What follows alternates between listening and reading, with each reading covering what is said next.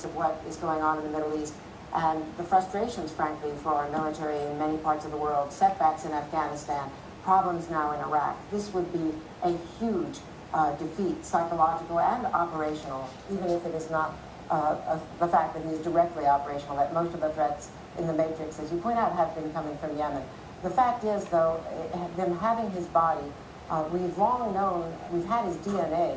We know from the Saudis, from members of the family, we've actually had his DNA on record, held by the United States, so that we could always, if there was some sort of an attack and not a way of identifying him, be able to say that we have bin Laden. But the fact that we actually have his body means, as you accurately and Chuck point out, that this was a military operation with boots on the ground and not just done from the air, and that is hugely important.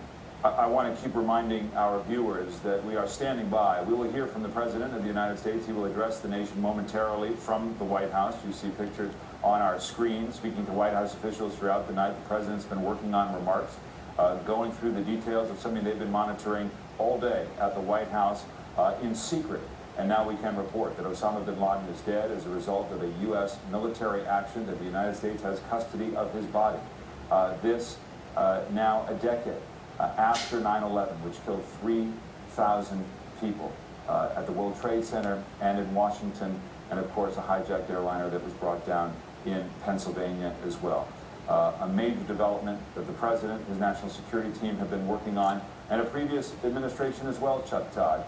President Bush saying notably from the White House after 9/11, this was a figure wanted dead or alive. But Chuck, before I go to you, let me bring in our chief foreign correspondent, Richard Engel, who is in Benghazi in eastern Libya, monitoring another U.S. and NATO operation against Colonel Gaddafi. Richard, your reaction